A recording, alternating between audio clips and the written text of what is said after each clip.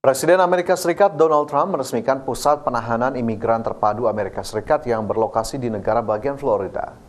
Pusat penahanan ini dijuluki Alligator Alcatraz dan dibangun dengan dana 450 juta dolar Amerika atau setara sekitar 7,3 triliun rupiah. Pemerintah Amerika Serikat membangun Alligator Alcatraz untuk menahan para pendatang yang tidak memiliki dokumen keimigrasian yang sah. Dalam peninjauannya pada Selasa kemarin waktu setempat, Trump menyatakan Alligator Alcatraz akan menampung para imigran tanpa dokumen serta dikelilingi oleh kondisi alam yang menyulitkan untuk pelarian. Pusat penahanan ini dibangun di bekas lapangan udara dan dikelilingi oleh rawa yang menjadi habitat alami buaya dan ular berbisa. Trump menyebut lokasi yang lembab, panas, dan penuh nyamuk ini dirancang untuk memberikan efek jera bagi para migran gelap.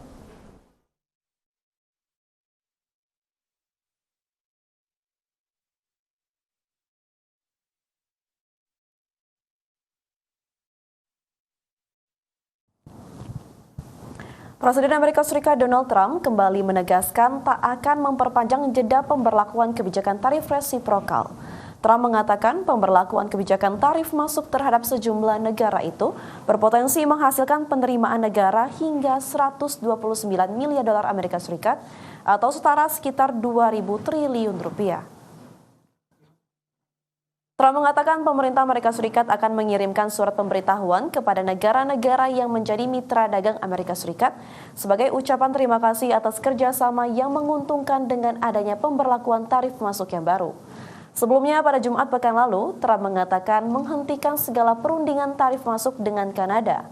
Penghentian tersebut terkait langkah Kanada yang berencana menaikkan pajak layanan digital terhadap perusahaan-perusahaan teknologi asal Amerika Serikat.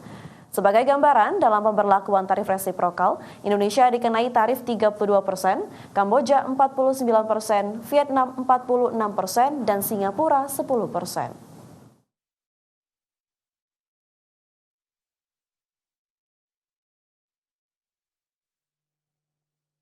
Pemirsa, Thailand kembali diterpa krisis politik setelah Perdana Menteri Paetongtarn Shinawatra dinonaktifkan Mahkamah Konstitusi. Ya, putusan ini terkait dugaan pelanggaran konstitusi dalam kasus pembicaraan bocor dengan Presiden Senat Kamboja. Mahkamah Konstitusi Thailand secara resmi menonaktifkan Perdana Menteri Paetongtarn Shinawatra per Selasa 1 Juli 2025. Keputusan ini diambil setelah MK menerima petisi dari sekelompok senator terkait pembicaraan telepon Paetongtarn dengan Presiden Senat Kamboja Han Sen yang bocor ke publik. Percakapan tersebut dianggap merendahkan militer Thailand dan terlalu lunak terhadap Kamboja di tengah sengketa perbatasan kedua negara. Majelis Hakim memutuskan secara bulat untuk menerima petisi dan menonaktifkan Paetongtarn sementara hingga putusan akhir dijatuhkan. Untuk mencegah kerusakan yang tidak dapat diperbaiki, MK menyatakan bahwa penonaktifan sementara ini perlu dilakukan. Wakil Perdana Menteri Surya Juangron Ruangkit ditunjuk sebagai pelaksana tugas Perdana Menteri. Adapun Paetongtarn adalah putri mantan Perdana Menteri kontroversial Thaksin Shinawatra dan menjadi Perdana Menteri termuda kedua dalam sejarah Thailand. Ia menyatakan menerima putusan pengadilan dan akan memberikan pembelaan resmi dalam 15 hari ke depan.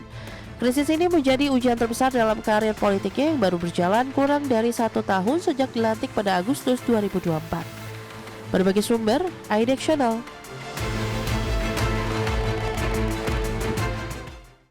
Masih bersama kami pemirsa, Kementerian Pertahanan Amerika Serikat akan menghentikan sementara pengiriman amunisi ke Ukraina. Rencana penghentian tersebut akan menambah kesulitan Ukraina dalam menghadapi Rusia. Pemerintah Amerika Serikat memutuskan menghentikan sementara pengiriman sejumlah senjata ke Ukraina. Penghentian tersebut dilakukan di tengah kekhawatiran tentang menurunnya persediaan senjata di Amerika Serikat. Menteri Pertahanan Amerika Serikat Pete Hegseth telah memerintahkan penangguhan beberapa pengiriman rudal dan amunisi ke Ukraina, termasuk rudal pencegat Patriot, rudal Hellfire, dan rudal Stinger karena stok amunisi yang menyusut. Ukraina juga tidak akan mendapatkan ribuan amunisi Howitzer 155 militer yang berdaya ledak tinggi. Amerika Serikat merilis perintah untuk menangguhkan pengiriman tersebut beberapa minggu setelah Pete memulai meninjau ulang terhadap stok amunisi Amerika Serikat yang telah menyusut selama beberapa tahun terakhir. Penyusutan tersebut terutama karena pengiriman besar-besaran ke Ukraina dan Timur Tengah.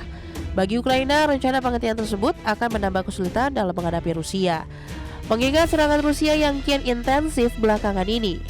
Berbagai sumber, IDX Channel.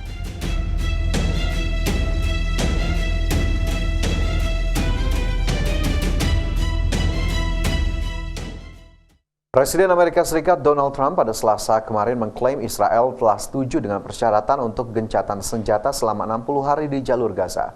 Trump pun mendesak kelompok Hamas untuk melakukan hal serupa. Dalam unggahan di media sosial, Trump mengatakan perwakilan pemerintah Amerika Serikat akan bertemu pejabat Israel untuk membicarakan tentang masa depan Gaza. Pertemuan ini akan berlangsung menjelang kunjungan Perdana Menteri Benjamin Netanyahu ke Washington pada 7 Juli 2025. Menurut Trump, Qatar dan Mesir juga ikut membantu dalam mewujudkan perdamaian, di mana kedua negara akan menyampaikan proposal akhir kepada Hamas. Sejak perang di jalur Gaza pecah pada Oktober 2023, Hamas dan Israel sepakat untuk gencatan senjata pada 19 Januari 2025 yang ditandai oleh saling bertukar tahanan dan sandera. Namun Israel kembali menyerang Gaza pada 18 Maret hingga saat ini.